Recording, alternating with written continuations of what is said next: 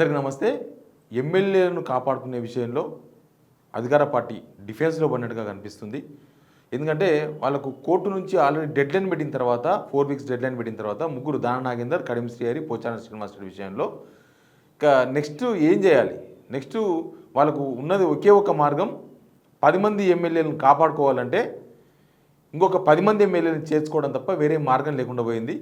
BRS నుంచి ఇంకొక 10 మంది ఎమ్మెల్యేలను చేర్చుకొని వాళ్ళందరినీ ఒక గ్రూప్ చేసి కేసీఆర్ని ఎల్ఓపి పదవి నుంచి లీడర్ ఆఫ్ అపోజిషన్ ప్రధాన ప్రతిపక్ష నేత నుంచి దించేసి కడియం శ్రీహరికి ప్రతిపక్ష హోదా కల్పించే ప్రయత్నాలు స్టార్ట్ చేసిండ్రు. ఆల్రెడీ బీఆర్ఎస్లో ఉన్న కొంతమంది ఎమ్మెల్యేలతో టచ్లోకి పోయినరు, వాళ్ళతో మాట్లాడుతున్నారన్న వీడియోను ఆల్రెడీ సిగ్నల్ టీవీ వేదికగా నేనే చేసిన. నిజానికి అది చాలా తీవ్రమైన ప్రయత్నాలు జరుగుతున్నాయి.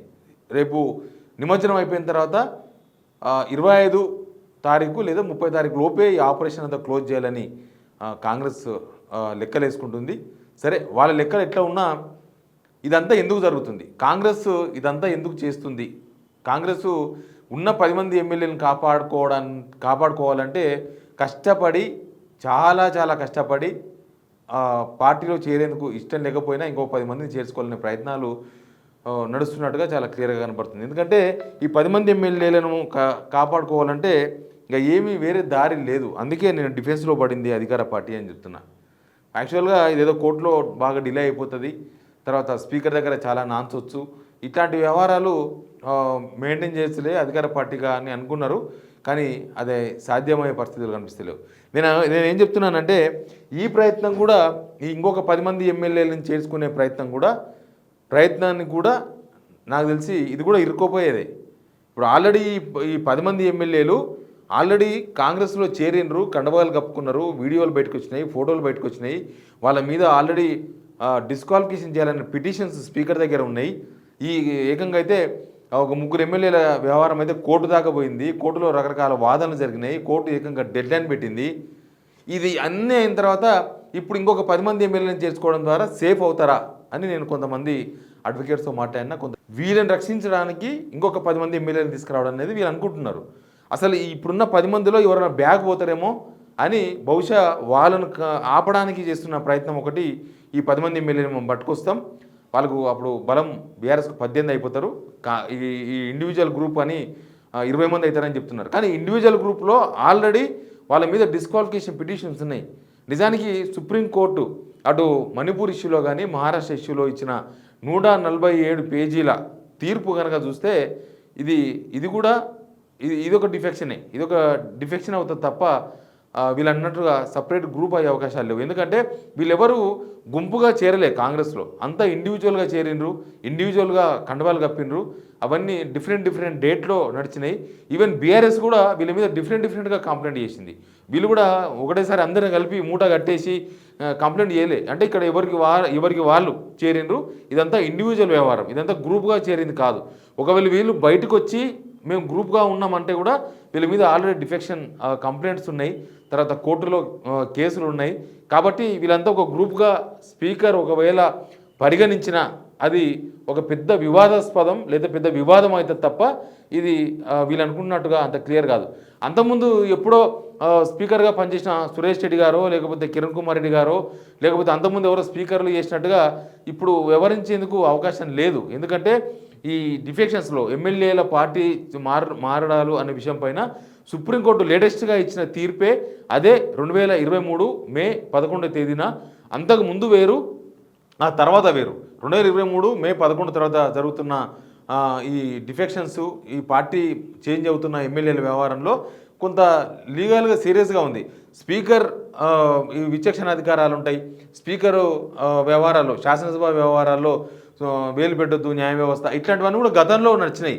ఇప్పుడు నడిచే అవకాశాలు లేవు. ఎందుకంటే అటు మణిపూర్లో కూడా స్పీకర్కు సుప్రీంకోర్టు చాలా క్లారిటీగా చెప్పింది, మహారాష్ట్ర విషయంలో కూడా చెప్పింది. అసలు ఇక్కడ జరుగుతున్న సిచ్యువేషన్ చూస్తే మహారాష్ట్ర కేసులో అక్కడ కేసులో ఉన్నంత జటిలత్వం కూడా ఇక్కడ లేదు.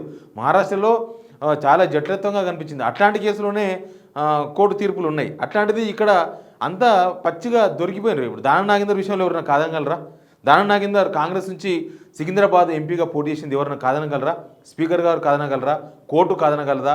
కోర్టులో ప్రభుత్వం తరఫున వాదించే అడ్వకేట్ జనరల్ అడ్వకేట్స్తో కాదనగలరా? వీళ్ళంతా చేరింది కాదనగలరా? ఇది ఏది కూడా కాదనలేని సత్యంగా మిగిలిపోయింది. కాబట్టి ఇంకొక 10 మంది ఎమ్మెల్యేలు ప్రస్తుతం చేరే పరిస్థితులు ఉన్నాయా లేవా అనేది ఒక ఇష్యూ. ఇంకొకటి ఏంటంటే అసలు ఇప్పుడున్న 10 మంది ఎమ్మెల్యేలకే రక్షణ లేని సిచ్యువేషన్ కనిపిస్తుంది.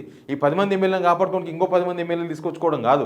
అసలు ఉన్న 10 మంది ఎమ్మెల్యేలలో ఎవరు ఉంటారు, ఎవరు పోతారు, ఇప్పుడు అసలు వీళ్ళ పరిస్థితి ఏందనేది తెలుసుకోవడమే చాలా కష్టంగా ఉంది. వీళ్ళేదో స్కెచ్ చేసి ఉండొచ్చు, కేసీఆర్ పదవి దింపొచ్చు, ఇంకొక 10 మంది ఎమ్మెల్యేలు రావచ్చు, వాళ్ళతో బేరసారాలు చేయొచ్చు, వాళ్ళను అవసరమైతే ఏదైనా పెట్టవచ్చు, వాళ్ళని చేర్చుకోవచ్చు. ఇదంతా కూడా పాతకాలం సిస్టమ్. ఈ కొత్త కాలం ఇప్పుడు సుప్రీంకోర్టు లేటెస్ట్ తీర్పు ఇచ్చిన తర్వాత ఇంకా పాతకాలంలోనే వ్యవహరించినట్లుగా అప్పటి పాతచితకాయతో కూడా రాజకీయాలు చేస్తామంటే ప్రస్తుతం కుదిరే అవకాశాలు కనిపిస్తలేవు. ఇప్పుడు ఈ 10 మంది ఎమ్మెల్యేలను పార్టీ మారకుండా కాపాడుకునే ప్రయత్నంలో భాగంగా ఇదంతా చేస్తున్నారు. యాక్చువల్గా నెక్స్ట్ మంత్ 8వ తేదీ వరకు డెడ్లైన్ ఉంది, కోర్టు పెట్టిన డెడ్లైన్ 4 వీక్స్ టైం ఇచ్చింది స్పీకర్ ఆఫీస్కు. కాబట్టి అంతలోపు మేము ఇదంతా చేస్తాం అనేది కాంగ్రెస్ వాళ్ళ వాదన. ఇదంతా చేస్తాం, మొత్తం 20 మంది ఎమ్మెల్యేలు జమ అవుతారని. కానీ ప్రస్తుతం ఇంత ఇట్లాంటి సిచ్యువేషన్లో ఎమ్మెల్యేలు, బీఆర్ఎస్లో ఉన్న ఎమ్మెల్యేలు కాంగ్రెస్లో చేరాలంటే కూడా వాళ్ళకు కూడా భయమే.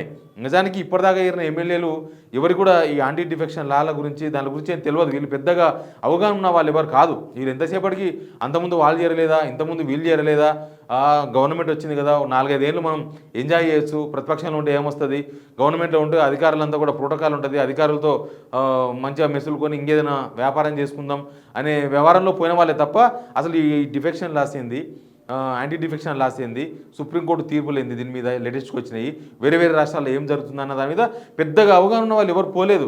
అవగాహన ఉన్న వాళ్ళంతా కూడా ఆలోచన చేస్తున్నారు, ఏం చేద్దాం, ఇవన్నీ ఉన్నాయి కదా, మనం పోతే అనవసరంగా ఇరక్కపోతాం, లేనిపోని ఇష్యూ ఎందుకు, ఇప్పుడున్న సిచ్యువేషన్లో బై ఎలక్షన్ వస్తే కాంగ్రెస్ పార్టీ అభ్యర్థిగా పోటీ చేస్తే గెలిచే అవకాశాలు ఎంతవరకు ఉన్నాయి, ఇవన్నీ కూడా బేరీ చేసుకుంటున్నారు.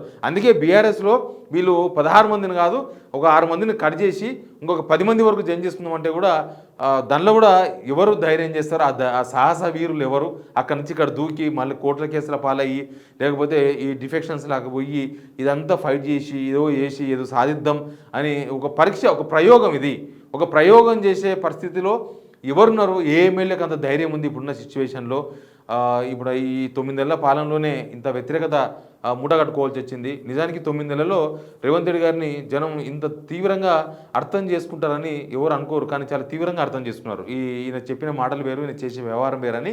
కాబట్టి ఇప్పుడు ఈ వ్యవహారంలో అధికార పార్టీ ఆత్మరక్షణలో పడినట్టుగా కనిపిస్తుంది. అందుకే ఒక తప్పును కప్పిపుచ్చుకోవడానికి ఇంకొక తప్పు చేసే ప్రయత్నం చేస్తున్నట్టుంది బీఆర్ఎస్ ఎమ్మెల్యే ఇంకో 10 మందిని చేర్చుకుందామని. కానీ అది కూడా కోర్టులో ఒక చీలికను ప్రోత్సహించినట్టుగానే దాని కూడా ఉంది. 147 పేజీల తీర్పులో ఇవన్నీ విషయాలు ఉన్నాయి. ఎప్పుడైనా సరే ఇండివిజువల్గా జాయిన్ అయినప్పుడు, ఇండివిజువల్గా రకరకాలుగా జాయిన్ అయ్యి ఇంతకాలం పాటు వెయిట్ చేసి ఒక దాదాపు 3-4 మంత్స్ అవుతుంది అంతా జాయినింగ్ స్టార్ట్ అయిపోయి, ఇప్పుడు ఇదంతా కూడా ఒక చీలికను ప్రోత్సహించినట్టుగానే భావించే అవకాశాలు. ఎందుకంటే మణిపూర్ ఇష్యూలో ఇట్లా జరిగితే అదే చెప్పారు, వీళ్ళంతా ఒకసారి జాయిన్ కాలేదంటే మరి మీరే ప్రోత్సహించేందుకు ఇదంతా చీలికను ప్రోత్సహించినట్టుగా కనిపిస్తలేదా అని చెప్పి కూడా కోర్టు అప్పట్లో స్టేట్మెంట్ ఇచ్చింది. కాబట్టి ఇది అంత ఈజీగా కాంగ్రెస్ వాళ్ళు అనుకుంటున్నట్టుగా ఇదేదో 10 మందిని చేర్చుకుంటే సేఫ్ అయిపోతామన్న పరిస్థితులు లేవు. ప్లస్ బీఆర్ఎస్ నుంచి ఇప్పుడున్న పరిస్థితుల్లో 10 మంది ఎమ్మెల్యేలు కాంగ్రెస్లో చేరుతారనేది ఒక క్వశ్చన్ మార్క్ అనిపిస్తుంది. ఇంకొకటి, కాంగ్రెస్లో ఉన్న ఈ 10 మంది ఎమ్మెల్యేల పరిస్థితులు అంత ఈజీగా అయిపోయింది, మేము సేఫ్ అని చెప్పుకునే పరిస్థితులు కూడా ఏమాత్రం కనబడతలేవు. చూద్దాం ఏం జరుగుతుందో. Please subscribe signal TV.